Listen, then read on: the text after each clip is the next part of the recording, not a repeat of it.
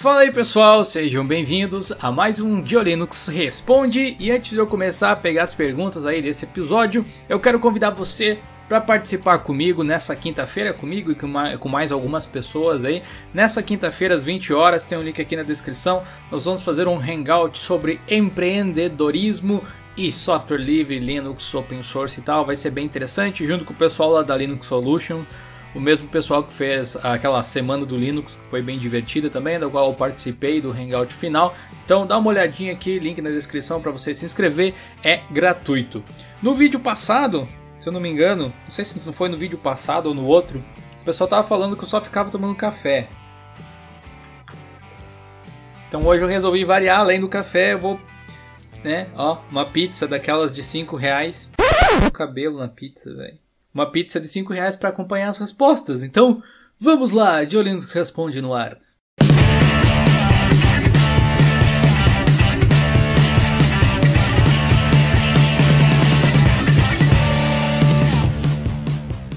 A primeira pergunta é do Anônimo, veio lá do Ask.fm, essa ainda remanescente. Tio Linux, dá para ganhar bem com o YouTube fazendo vídeos de reviews e de software livre? Mano, depende do que você chama de bem, né? Cada uma das pessoas tem que saber o quanto é o suficiente para si. Mas se eu dependesse só do YouTube, certamente eu não ia sobreviver, porque eu não comecei tão cedo assim no YouTube, mas eu ouço falar dos YouTubers mais antigos que o AdSense do Google só desceu nos últimos anos aí, e eu já peguei numa fase em que aparentemente ele estava baixo. Então, depende, né? Você ganha, na verdade, dinheiro pela quantidade de visualizações. Para vocês terem uma ideia, o GeoLinux tem mais de 300 vídeos. Eu não sei se passa de 350, mas tem mais de 300 tranquilamente. E eu cheguei essa semana, nós chegamos aqui a 4 milhões mais ou menos de visualizações no YouTube, isso somando todos os vídeos. Então você calcula que tem gente aí que faz 4 milhões, 6 milhões de views em um vídeo só, né? É irrisório o valor, é meio que para manter o canal funcionando. Eu espero que melhore, porque eu consigo trabalhar no GeoLinux não graças ao canal, mas graças ao canal também, né? Ao canal, ao blog, à loja, esse tripé aí que sustenta o negócio funcionando. Não fosse isso, provavelmente eu não poderia dedicar tanto tempo assim ao GeoLinux, e eu ainda tenho um outro trabalho fora do canal, do blog e etc. Então complica, mas dinheiro não dá muito não, porque senão eu estaria comendo uma pizza de borda recheada e não uma de R$5, né? Eu quero deixar claro que eu estou comendo porque eu acabei de chegar do trabalho e eu estou com fome, tá? Então vamos para a próxima pergunta. Gio, o que são repositórios? A pergunta do Rogério aí. Muito obrigado pela pergunta, Rogério. Essa é uma dúvida bem comum até de iniciantes, porque fora do ambiente Linux, de você estar mexendo com Linux, você não ouve falar em repositórios normalmente, se você é usuário de Windows ou de Mac. É quase que natural, a não ser que você seja programador, aí é outra história. Mas um repositório nada mais é do que um local, um repository em inglês seria tipo um armazém, um local onde você coloca as coisas, né? Meio que traduzindo assim. Mas entenda da seguinte forma, um repositório de software, no caso das distribuições Linux, é um local onde ficam os programas que você vai poder instalar na sua distribuição. Cada distribuição tem o seu próprio repositório. Esse repositório normalmente é remoto, ou seja, ele é online, ele é na internet, ele é num servidor, mas ele pode ser num CD também ou num DVD. Caso do Debian, por exemplo, que fornece mídias de instalação com vários DVDs, onde você vai ter os pacotes ali nos CDs, sem precisar baixar na internet, por exemplo. Pergunta anônima mais uma vez aí. Uso Linux há pouco tempo, adorei a proposta do LibreOffice e até gostaria de mudar meus arquivos para o formato do LibreOffice, que no caso provavelmente seria o ODT, né, o ODF. Meu obstáculo é que não achei nenhum app para Android, para o meu celular e tablet, que suporte o formato ODT. Você conhece algum app para o LibreOffice no Android? Muito obrigado pela pergunta, essa é uma pergunta bem interessante. Eu quero sugerir, para quem não viu ainda, o vídeo onde eu falei sobre a importância dos formatos abertos, especialmente para empresas, né? Ou para alguns documentos importantes que você gostaria de poder abrir no futuro. Realmente o LibreOffice não tem um aplicativo para Android por enquanto. Na verdade ele tem um, só que ele não serve para editar, ele simplesmente visualiza, se eu não me engano, ou se ele está editando, ele está ainda bem precário para isso. Eu não ouvi mais falar dele. Eu até tinha instalado ali no meu Android, mas como ele ficou bastante tempo sem atualizar, eu acabei que eu troquei de smartphone e depois eu não instalei mais. Mas eu vou deixar os links dos aplicativos que eu vou dizer agora aqui na descrição. Então você vai poder dar uma olhada nesse LibreOffice Viewer aí, se você achar que é interessante. De cabeça eu não saberia exatamente quais aplicativos você poderia usar, mas eu dei uma pesquisada na Google Play e eu encontrei duas opções que talvez sirva para você. Um deles é o Android Open Office, eu vou deixar os links aqui na descrição, tá?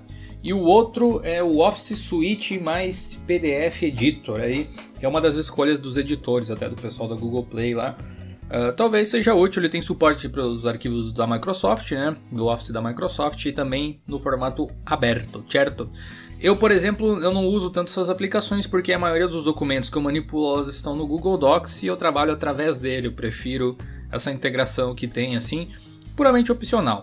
Próxima pergunta é do Pedro e ele pergunta assim: qual a vantagem de se utilizar uma distribuição que tem o foco principal em servidores, como o OpenSUSE, no meu desktop ou notebook pessoal? Muito obrigado pela pergunta, Pedro. É curioso, né? Porque eu ouço falar de vez em quando as pessoas sugerindo, às vezes para as pessoas comuns, entre aspas, usarem em seus desktops distribuições Linux que têm o foco, claro, em servidores, como por exemplo o CentOS, né? Você falou no OpenSUSE, mas o OpenSUSE ele é meio... Tudo bem, ele puxa mais para o servidor, ok, né? Ele tem mais fama nesse sentido, mas ele pode ser usado no desktop também, com algumas adaptações, aí sem maiores problemas. Até o OpenSUSE é uma distribuição muito gráfica, né? Dificilmente você vai precisar entrar em modo texto para fazer algo, ainda mais com o YAST. Se você quiser saber mais sobre o OpenSUSE, tem uma review que eu fiz sobre o OpenSUSE. Não é a versão mais atual, mas ela, além da aparência assim, dos ambientes gráficos, não mudou muito a lógica de funcionamento. É uma review bem comprida até, tem os seus 50 minutos, uma das maiores que eu já fiz, eu acho, se não for a maior. Link aqui na descrição, aí você confere e dá uma olhada no OpenSUSE. Mas quando que eu acho que vale a pena você usar uma distribuição que tenha o foco em servidor no seu desktop? Não que seja a única maneira de você fazer isso, né? Mas quando você quer aprender a configurar um servidor, ou quando você quer ter mais intimidade com esse sistema, porque você vai usar no trabalho, ou porque você está estudando, alguma coisa assim. Fora isso, eu não vejo muito sentido você usar uma distribuição de servidor no desktop. Usa uma distribuição de desktop no desktop e pronto, né? Fica mais fácil, aí você vai ter recursos multimídia, você vai ter de repente ferramentas de uso corriqueiro no dia a dia com uma maior facilidade para se instalar, caso do Linux Mint, caso do Ubuntu, caso de repente até mesmo de uma distribuição não tão popular hoje em dia no desktop, mas que também pode ser usada dessa forma, como o Fedora, por exemplo. Gil, por que raramente encontramos computadores com Linux nas lojas? Henrique Bruno. Muito obrigado pela pergunta, Henrique. Essa é uma questão bem simples de se responder. Pensa aqui comigo, ó. A lógica é simples realmente. O que leva um sistema operacional a estar em alguma loja, em algum computador pré-instalado? Normalmente esses sistemas, normalmente o Windows, né? Eventualmente a gente encontra alguns Macs por aí. Eles partem de alguma empresa, certo? As distribuições Linux, a maior parte delas, pelo menos, elas não são filiadas a uma empresa. Às vezes até elas têm contribuições financeiras de algumas empresas que são interessadas no projeto, caso do Debian, por exemplo, ou às vezes até contribuição com código mesmo, ajudando a corrigir bugs ou coisas assim. Mas a distribuição em si ela não é representada por uma empresa. Isso a maior parte delas. Uma distribuição como o Ubuntu, por exemplo, né? Outra distribuição que também é representada por uma empresa é o Red Hat, que é representado pela Red Hat, no caso, o Red Hat Enterprise Linux, só que ele não tem o foco para usuário comum de desktop. A gente também tem o SUSE, que se encaixa mais ou menos no mesmo lance aí, né? Se você parar para pensar em distribuição Linux por distribuição Linux, nós temos o Android também, que tem a Google por trás de si, e outras fabricantes também. O Chrome OS é a mesma coisa, e o Steam OS seria mais ou menos a mesma coisa. Todas as distribuições que têm uma empresa por trás, normalmente elas têm interesse que o sistema seja vendido. As distribuições que são puramente comunitárias, elas estão ali para quem estiver interessado, né? Claro, quanto mais público tiver, melhor. O pessoal vai ficar mais feliz quando tiver mais público. Mas para uma empresa, quanto mais público tiver, significa mais receita, melhor salário para os seus funcionários, mais verba para desenvolver novos projetos e etc. e tal. Por isso que você não vê muitos computadores com Linux sendo vendidos. No Brasil a gente teve, até 2010 por aí, se bem que até hoje em dia a gente encontra, uma grande massa de computadores de baixo custo vendidos com o Mandriva, que também era uma empresa, não por acaso, né? E hoje em dia a gente vê muitos computadores com Ubuntu, né? Eu já fiz várias matérias da Dell vendendo computadores com Ubuntu e outras marcas também, como a HP, por exemplo, que colocam o sistema como opção no lugar do Windows ou lado a lado ali para o cliente escolher na hora de comprar. Normalmente, infelizmente nem sempre, mas normalmente os computadores com Linux eles têm um custo mais amigável, vamos dizer assim, né? Não é um super descontão, mas passe aí da casa dos R$200, R$300, dependendo do modelo. Até se eu achar um link do último post que eu fiz sobre computadores da Dell com Ubuntu, eu vou colocar aqui porque era uma linha gamer, curiosamente, que eles tinham colocado o Ubuntu como opção. Então é por isso que raramente a gente vê computadores com Linux nas lojas, porque não tem tantas empresas interessadas em colocar lá, ou às vezes até tem interesse em colocar lá, mas não tem cacife ainda para colocar em tantos computadores assim, mas é uma coisa que está mudando aí aos poucos. Quem sabe no futuro as coisas mudem, né?